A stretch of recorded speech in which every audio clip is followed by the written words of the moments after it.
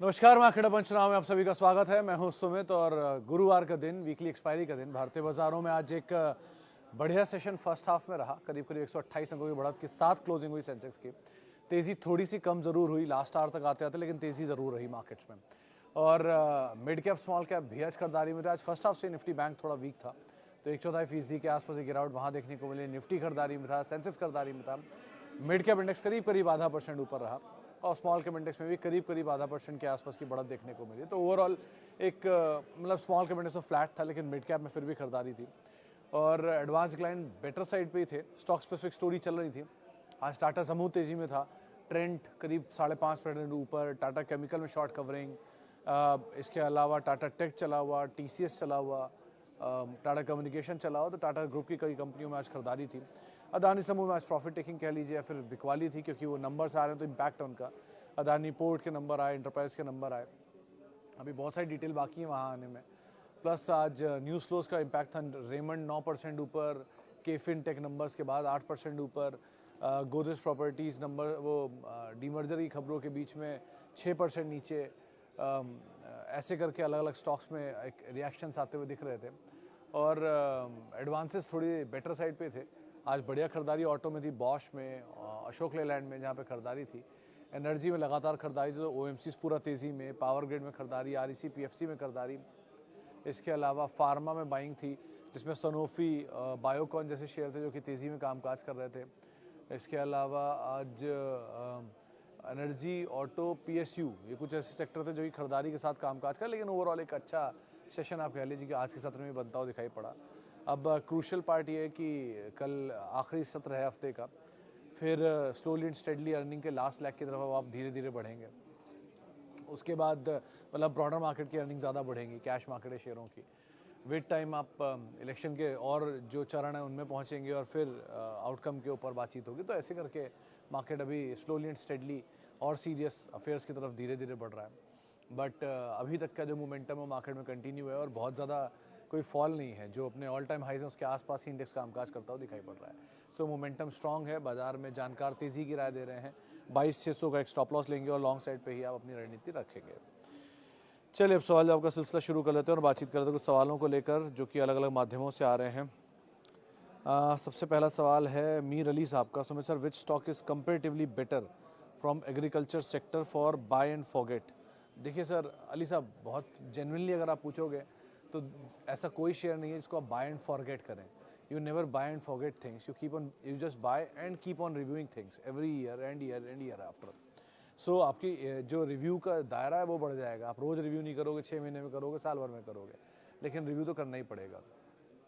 धानुका और pi industry जो आपने भेजा है, इन दोनों में ज़्यादा बेटर तो पीआई इंडस्ट्री, क्योंकि स्केल ज़्यादा बड़ा है, कंपनी ज़्यादा बड़ी है। बट अगेन एक ही केवियट है कि पीआई इंडस्ट्री चला हुआ बहुत है। विद टाइम अगर आप देखेंगे तो ये among the few largest multi beggars में से एक आता है इसका नाम।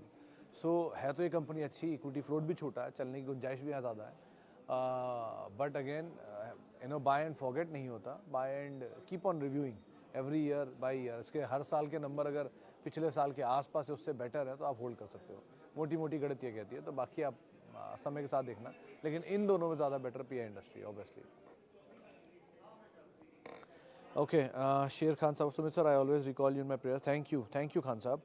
Please share view on Jyoti lab, Cipla, Samvardhana Motherson for really long term. देखो खान साहब, अगर आपको एंटर करना, Cipla is better comparatively, one. Second, Samvardhana Motherson में भी सेम स्टोरी है कि ये बहुत चला हुआ शेयर है। अभी आज की डेट में आपको 20-30 रुपये, 70-80 रुपये या 100 रुपये या 100 रुपये के इर्द गिर्द के दिखता है। तो उसकी वजह ये नहीं कि ये शेयर सस्ता है। आप अगर हिस्ट्री में उठा के देखोगे तो among the largest automobile companies जिन्होंने रिटर्न दिया है उसमें नाम आता है मदरसन का। शायद सबसे बड़ा ही रिटर्न देने वाली कंपनी है।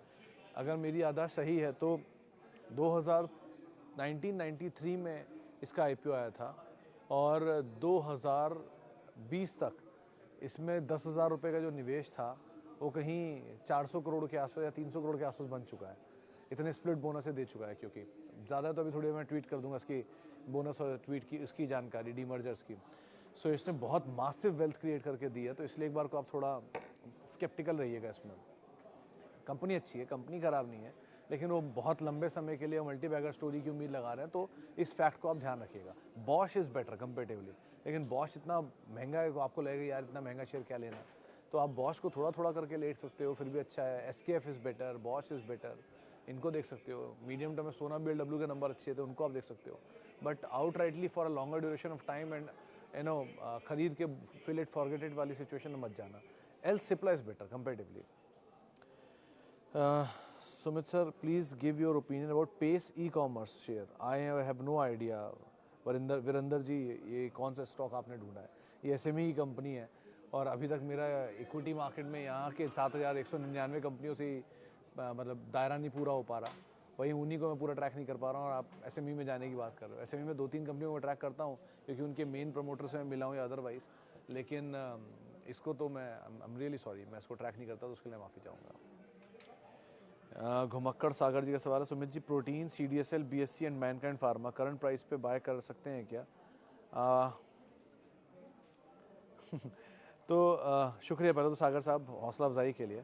और रही बात इन चारों में अगर कुछ लेना हो तो sir protein seems better comparatively, क्योंकि BSC अपने ऑल टाइम हाई पर था जब वो खबर है एक्सचेंज वाली, तो उसका टूटना बनता ही था, क्योंकि कोई भी चीज़ जब अपने ऑल टाइम हाइज पर होती है तो कोई ना कोई ट्रिगर उसके साथ आता ज़रूर है उसको हल्का करने के लिए, और वो अच्छी खबर नहीं होगी ऑब्वियसली।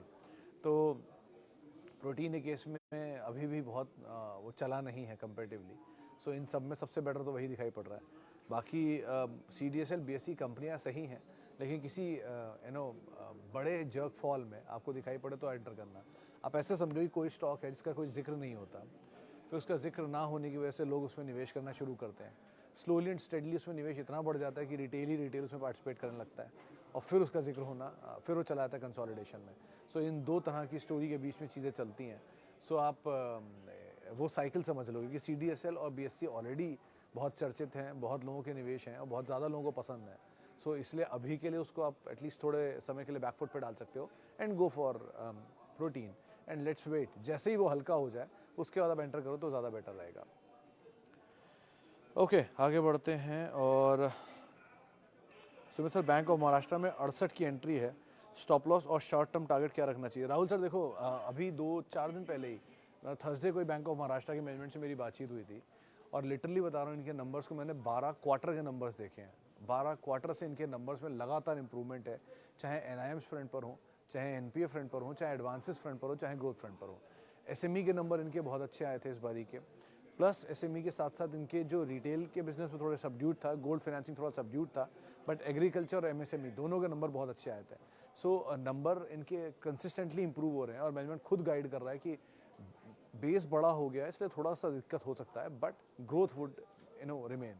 तो इसीलिए एक बार को आप ये आधार मान के चलो कि शायद आप ट्रेल तो करते रहो अभी भी इनको, लेकिन ऊपर के लेवल पर एटलीस्ट आप ये कर सकते हो कि हाफ क्वांटिटी निकाल के हाफ क्वांटिटी के साथ आप बने रहो, क्योंकि इनके नंबर कंसिस्टेंटली इंप्रूव हो रहे हैं और नंबर इंप्रूवमेंट अपने आप पे बहुत अच्छा ट्रिगर होता है। सो मानसून आ गया है और MSME में, और अगर एग्रीकल्चर में बड़ा एक्सपोजर है और मानसून के नंबर अच्छे आ गए तो वो वैसे भी इनको और बूस्ट दे सकता है एग्रीकल्चर को स्पेशली, तो इनके नंबर में और इंप्रूवमेंट आना चाहिए। सो ये चीज़ को आधार मान के आप एटलीस्ट बने रहो और ऊपर के लेवल पर एटलीस्ट में कॉस्ट निकाल लो और फ्री के शेयरों के साथ आप होल्ड कर सकते हो। Okay sir, I have Tata communication 120 share at 1280, HCL tech 180 share 1105, LTM 30 share 4100, LTTS 30 share 3600। Should I add now? Patel साहब, आपके सवाल के साथ एक और सवाल किसी ने मुझसे पूछा था एक बारी कि टाटा कम्युनिकेशन इतना महंगा है वैल्यूएशन वाइज, ग्रोथ स्लो है और फिर भी मल्टीबैगर है। नहीं, वो मल्टीबैगर नहीं है। पहली चीज़, वो एक अच्छी ग्रोथ स्टोरी है। मल्टीबैगर वो था 200 रुपये में, जब उसके अंदर एक बड़ी लैंड पार्सल की स्टोरी थी, जब उसमें एक बड़ा इन्वेस्टमेंट हो रहा था और तब ये बहुत रॉक बॉटम प्राइस में मिल रहा था। अब वो बहुत महंगी स्टोरी है, डिस्पाइट 200 रुपये शेयर 2000 हो चुका है, 10 गुना तो ऑलरेडी हो चुका है। बट आप अगर आपके पास है तो आप होल्ड करो, अगर आपकी कॉस्ट से नीचे आता है थोड़ा ऐड करो, इसमें कोई हार्म नहीं है। 2, LTIM के केस में आपको अच्छा मौका मिल रहा है क्योंकि आपके लेवल से बहुत नीचे है शायद ये, तो आज 4600 के आसपास कहीं घूम रहा है। सो थोड़ा थोड़ा आप एडिशन यहाँ पे कर सकते हो। कंपनी ख़राब नहीं हो गई, क्वार्टर 2-3 ख़राब है, वो ठीक है, होने भी चाहिए क्योंकि ऑलरेडी बहुत बढ़िया तेज़ी दिखा चुका था LTIM, एक तरफा चला था। तो माइंड ट्री के एक्विजिशन के बाद ये LTIM के पहले ख़राब या पहला बड़ा फॉल था पिछले क्वार्टर का 9-10% का, और इस क्वार्टर का 2 बड़े फॉल थे। सो ये 2 बड़े फॉल में मेरे ख्याल से बहुत सारी चीज़ें डिस्काउंट हो चुकी हैं। So slowly and steadily consolidation में रहेगा और कंसोलिडेशन में निकलना शुरू करेगा, तो ये कंसोलिडेशन का हिस्सा बन के आप रह सकते हो। LTTS ऑन द कॉन्ट्ररी की ग्रोथ थोड़ी स्लो भी आई है और गाइडेंस भी कट है, सो LTM सीम्स बेटर कंपेरेटिवली। लेकिन आपको क्योंकि IT एंड ITES में बहुत सारा एक्सपोजर है, 4 के 4 नाम आपने वहीं से लिए हैं, सो थोड़ा सा कट डाउन करने की ज़रूरत है। जहाँ जहाँ आपको पैसा बने वहाँ अपनी पोजीशन थोड़ी हल्की कर लीजिएगा। सर एक फ़नी क्वेश्चन आस्क करूँ, सारे न्यूज़ चैनल आपको नंबर 1 न्यूज़ बताते हैं। सर अरूप जी देखो, ये इसका एक बहुत ही सीधा तरीका है। अगर आपको किसी को भी चेक करना है तो बार्क इज़ द वेबसाइट जो ये बात मेंशन करता है, उनकी वेबसाइट पे जाके आपको चेक कर लो किसका नंबर बेटर है। जिसका नंबर बेटर है वो नंबर बेटर है ऑब्वियसली। और क्योंकि इतना बड़ा दायरा है, आप सुबह 7 से लेके 3:30 तक, फिर 3:30 से लेके रात तक प्रोग्रामिंग करते हो, तो कोई ना कोई किसी ना किसी सेगमेंट में नंबर 1 नंबर 2 रहता ही है। सो है ना, ये चीज़ तो रहेगी। और बाकी सब कुछ आपकी पसंद है, जो आपको पसंद है वही नंबर 1 है, बाकी सब तो कहने की बातें हैं। आगे बढ़ते हैं। बैंक ऑफ महाराष्ट्र बातचीत कर चुके हैं, प्रोटीन पर बातचीत हो गई है। सोना के सर नंबर अच्छे आए हैं आर्यन सर इस बारी के क्वार्टर के, सो एज ऑफ नाउ तो मेरे ख्याल से बने रहो, ज़्यादा बेटर यही है। एंड वेट कर लीजिए, क्योंकि अगर क्वार्टरली नंबर बेटर होते हैं तो शायद उसका रिएक्शन कुछ समय तक रहता है। अगले क्वार्टर के नंबर से तो रहेगा ही। एक क्वार्टर के नंबर आ चुके हैं, बड़ा ओवरहैंग खत्म हो चुका है, और उस ओवरहैंग के बाद जो क्वार्टरली नंबर है वो भी पेंडिंग है। सो अगले क्वार्टर के तो अभी तो आपके पास बहुत मार्जिन ऑफ सेफ्टी है, तो एज ऑफ नाउ तो बने रहने में कोई हार्म नहीं है यहाँ पे। ओके जी, और कुछ और सवालों को भी शामिल कर लेता हूँ। Sona Comstar and Imagica and South Indian Bank. Sir South Indian से better Suchita ma'am Bank of Maharashtra है इस साइज स्टेचर में। इमेजिका के केस में सर मैम ये मोमेंटम बेस्ड स्टॉक है बेसिकली, आप ऑलरेडी बहुत बड़ी तेज़ी दिखा चुका है। ये कंपनी पुणे बेस्ड ओनर की कंपनी है, एंड इन्होंने रिसेंटली अपने नए जो एक्सपेंशन थे उसके ऊपर चलना शुरू हुआ था, लेकिन ये बहुत बड़ी स्टोरी चल चुकी है। सो अगर आपको ऐसी मल्टी बैगर टाइप स्टोरी आप ढूंढ रहे हो, या ये वो स्टोरी ढूंढ रहे हो जहाँ पे आपको लगता है कि नहीं अभी ग्रोथ दिख जाए, तो JP पावर फिर भी लग रही है। बट अगेन स्टॉप लॉस ज़रूर रखना आप, चाहे JP पावर हो या चाहे इमेजिका हो, दोनों के अंदर ही। एंड लाइक वाइज आपका तीसरा शेयर कौन सा था, वो मिस हो गया। नहीं, वो है सोना कॉमस्टार, तो उस पर हम बातचीत कर ही चुके हैं। विक्की जी का सवाल है, सर JNK शेयर में क्या फ्रेश एंट्री करना चाहिए SIP मोड में? नहीं सर, अगर आप SIP मोड में जाना चाहते हो तो आप हमेशा उन्हीं शेयरों को ऑप्ट करो जिनकी सस्टेनेबिलिटी में कोई सवाल नहीं है। Sustainability is important in SIP वे, क्योंकि आप ICICI को देखोगे, कोटक को देखो, या HDFC बैंक को देखो, इंडसइंड को देखो, SBI को देखो, इवन BOB को देखो, केनरा को देखो, इनकी सस्टेनेबिलिटी में कोई सवाल नहीं है। लेकिन JNK में भी सस्टेनेबिलिटी का इशू नहीं है, बट अब आपकी SIP किस ड्यूरेशन तक के लिए लेके जा रहा है उस पर डिपेंड करता है। किसी बड़े फॉल में JNK ऐसा स्टॉक मिल जाए आपको नीचे, तो एक बार को आप एंटर कर सकते हो कंपेरेटिवली, बट आउटराइटली SIP में चलते जा रहे हो, आज आपने लिया, मान लो कल में वो शेयर भाग गया 30%, आपके SIP तो वैसे ही महंगी हो जानी है। So find out a stock जो थोड़ा स्लो, स्टेबल एंड स्टेडी हो, उसको आप SIP में यूज़ करो, ज़्यादा बेटर है। और वैसे भी एक राज्य से रिलेटेड बैंक, मतलब एक रीजन वाइज रिलेटेड बैंक और एक नेशनल वाइड रिलेटेड बैंक में अंतर होता है, तो आप पहले नेशनल वाइड बैंक को एक्यूमुलेट करो, ज़्यादा बेटर है। Okay Sumit ji, sir Cyient is coming down, should I accumulate? I am holding 15 share. अभी नहीं, थोड़ा और वेट कर लीजिए, थोड़ा और नीचे आके अगर आपको और स्टेबल होता हुआ दिखाई पड़े तो आप एक बार को ऐड कर सकते हो। शाह साहब का सवाल है, sir Tata consumer for next 12 to 15 month. अगर आप पुराने होल्ड कर रहे हो तो आपके SIP में कॉस्ट ऊपर ले जाएगा, so it is not advisable at that time to get into. लेकिन अगर आपको नया निवेश करना है तो टाटा कंज्यूमर में कोई खास इशू नहीं है। लेकिन हाँ, अगर आपके पास पुरानी खरीदारी है तो आपकी कॉस्ट को ऊपर ले जाएगा, तो इसलिए उसमें एंटर करना आपके लिए ठीक नहीं है। एक बार को अगर आप नई खरीदारी करने के इच्छुक हो तो फिर भी एक बार को बेटर कंपनी है, और कहीं नंबर के आसपास नीचे मिल जाए या टूट जाए तो वो ज़्यादा बेटर डील आपके लिए पोस्ट कर देगा, तो उसके हिसाब से आप कॉल लेना।